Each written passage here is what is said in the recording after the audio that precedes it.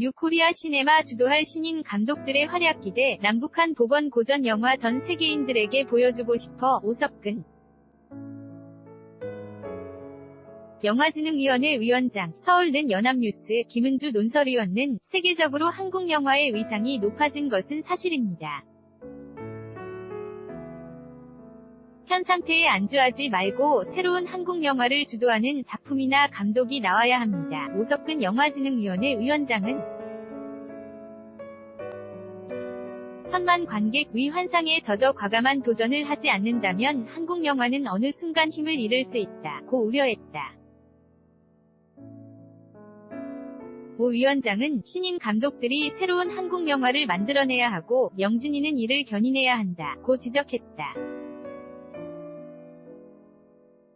또한 내년 한국 영화 100주년을 계기로 영화계의 화합을 이루어내고 국제무대 에서 남북한 고전 영화를 전 세계인에게 보여주는 방안을 추진 중이라고 밝혔다.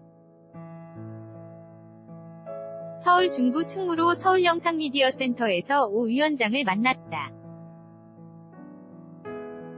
지난 5월 칸 영화제를 다녀왔다. 칸 영화제에서 느낀 한국 영화의 국제적 위상은 지난 20년 간 임권택, 이창동, 홍상수, 박찬욱, 봉준호, 김기덕 감독 등이 해외에서 한국 영화의 위상을 높였다. 이 점은 충분히 감사와 존경을 받아야 한다. 그러나 신인 감독들이 나오지 않고 이들만이 한국 영화를 대변한다고 생각한다면 이는 위기이다. 새로운 한국 영화를 만들어내야 하고 영진이는 이를 견인해야 한다. 한국 영화의 창의적 부분은 높게 평가하나 새로운 한국 영화를 주도 하는 작품이나 감독이 나오지 않는 데 대해서는 갈증이 있다. 베트남, 인도네시아, 태국 등 동남아시아에서는 젊은 영화 감독들이 똘똘 뭉쳐서 프리시네마 운동을 벌이고 있다.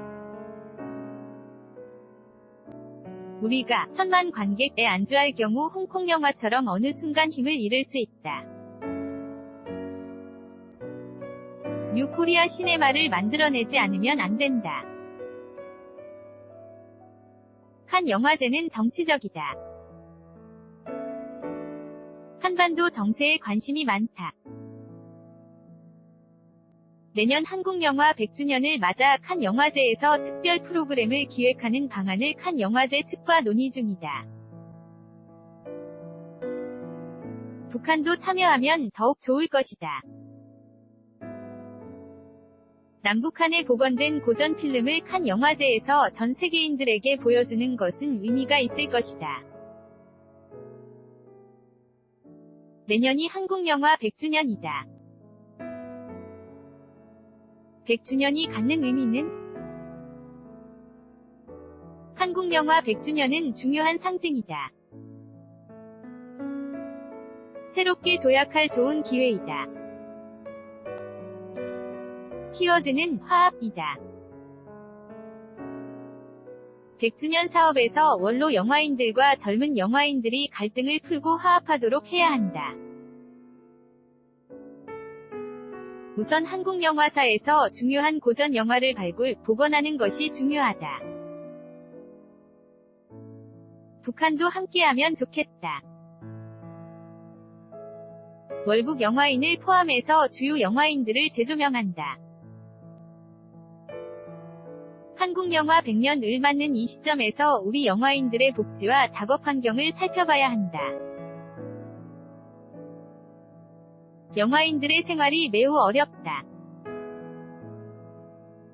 천만 영화라는 환상에 가려져 실상이 드러나지 않았다. 100주년이라고 해서 행사만 할 것이 아니라 영화인 복지 문제를 공론화하고 싶다. 영화 관객 연 2억 명 시대이다. 그런데 이것이 맥시멈이다. 인구도 줄어드는 상황에서 미래 관객을 확보하지 않으면 한국 영화는 사양길로 들어설 수밖에 없다. 가장 좋은 방법은 초중고교에서 영화가 정규 과목에 들어가는 것이다. 현실적으로 힘들면 반과 후 프로그램에 넣는 방안을 연구해야 한다. 지자체와 함께할 수 있는 관객개발 프로그램을 생각해 볼 수도 있다. 영진이가 문화예술계 블랙리스트 집행기관 노릇을 한 데 대해 공식 사과를 했다. 지난 몇 달간 영진이 직원들은 수차례에 걸쳐 특검 조사, 검찰조, 사 블랙리스트 진상조사단의 조사, 자체 조사단의 조사를 받았다. 서로가 지쳐있는 상태이다. 그동안 영진이 직원들은 영화인들의 공격 대상이었다. 감당하기 힘들었을 것이다. 갈등과 상처가 심했다. 영진이가 앞으로 나아가려면 사과하는 것이 필요했다. 많은 영화인이 지원이 끊어지면서 삶이 피폐해졌다. 사과 한마디로 끝내기에는 이들의 피해가 너무 크다. 조사를 통해 진상규명을 해야 하고 피해를 본 분들에게 상응하는 피해보상 프로그램을 만들어야 한다. 특별위원회를 구성해서 시작할 계획이다. 오석근 영화진흥위원회 위원장, 부산국제영화제는 2014년 다큐멘터리 다이빙벨 상영을 놓고 부산시와의 갈등으로 어려움을 겪었다. 부산국제영화제는 외형적으로는 부침이 있었지만 다이빙벨 사태는 역설적으로 말하면 호재였다. 아시아권 영화제들은 정치적 영향에서 벗어날 수 없다. 정부의 지원을 받고 정부로부터 정치적 개입이 심하다. 부산국제영화제가 정부와 각을 세웠다는 것은 이들에게 매우 놀라운 일이었다. 일본 등 아시아 영화인들이 부산국제영화제 지키기 운동을 벌였다. 이번 사태를 통해 부산국제영화제는 더욱 단단해졌다. 관객 수가 줄어들고 국비 지원이 삭감되는 것은 그리 중요하지 않다. 문제는 올해 얼마만큼 파격적인 영화들이 프로그래밍이 잘 될 수 있는가이다. 프리미어 작품들이 부산국제영화제에 얼마나 몰릴 것인가, 그것이 영화제의 권위를 판단하는 기준이다. 프로그래밍만 잘 되면 관객이 줄어들고 늘어나고 하는 것처럼 외형적인 것은 별 의미가 없다. 스크린 독과점 문제가 심각하다. 먼저 해야 할 일은 한국 영화에 대한 통계를 제대로 정리하는 것이다. 막연히 아는 것에서 벗어나 스크린 독과점, 상영 독과점에 대한 정확한 데이터를 분석해야 한다. 그런 다음 하반기부터 공청회를 개최할 계획이다. 독과점, 수직 계열화를 바라보는 시각은 비슷한데 해결 방안에 대해서는 조금씩 생각이 다르다. 이들을 하나로 묶어 영진이의 공식적인 입장을 정할 것이다.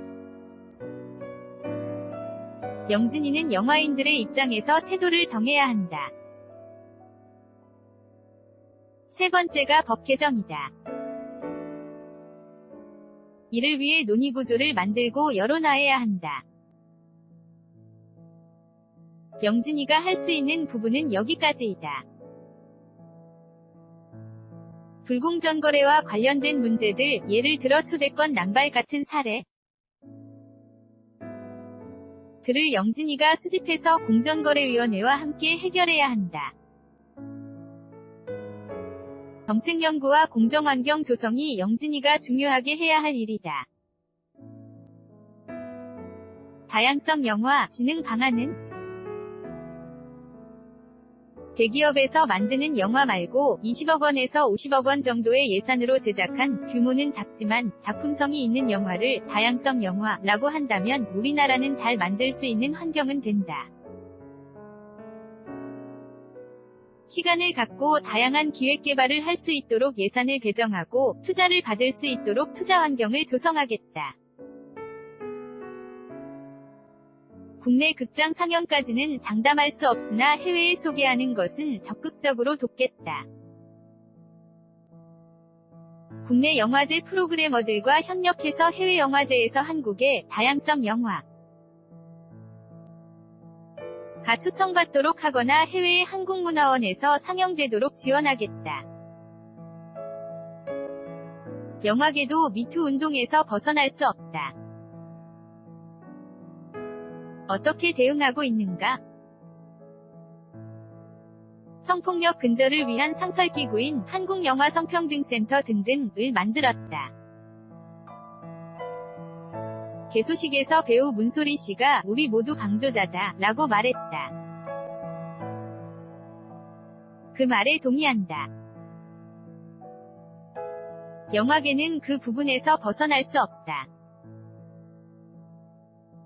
일부 영화인들의 경우 인식 자체가 안 돼 있다. 처절하게 반성하고 있다. 현장 방조자로서 책임을 져야 한다. 부단히 교육해야 하고 현장에서 끊임없이 환기해야 한다. 새로운 문화를 만들어야 한다. 아시아영화진흥기구 설립을 추진 중이다. 대전제는 한국 영화가 계속 사랑을 받으면 좋겠다는 것이다. 한류가 갖는 가장 큰 문제는 일방적이라는 것이다. 할 줄만 알았지 받아주지는 않는다. 한국 영화는 국내 시장만으로는 한계가 있다. 시장 확대를 위해 아시아를 끌어안아야 한다. 아시아영화진흥기구를 만들어 그 안에서 인적 교류를 하고 패스, 티벌 정보, 아카이빙도 나누고 교육도 이야기할 수 있다. 아시아 영화의 동반 성장을 위해 우리가 주도해서 장을 만들자는 것이다. 제22회 부산국제영화제를 방문한 문재인 대통령 2017 10 15. 지난 1월 취임한 오석근 영화진흥위원회 위원장은 한국영화아카데미 출신으로 내 멋대로 해라, 1991, 101번째 프로포즈, 1993 등의 영화를 감독했다. 부산국제영화제가 출범한 1996년부터 1999년까지 부산국제영화제 사무국장을 지냈으며 2010년부터 2016년까지 부산영상위원회 운영위원장, 2016년부터 2018년까지 부산국제영화제를 지키는 시민문화연대 공동대표로 활동했다. 2018년 7월 1일 9시 송고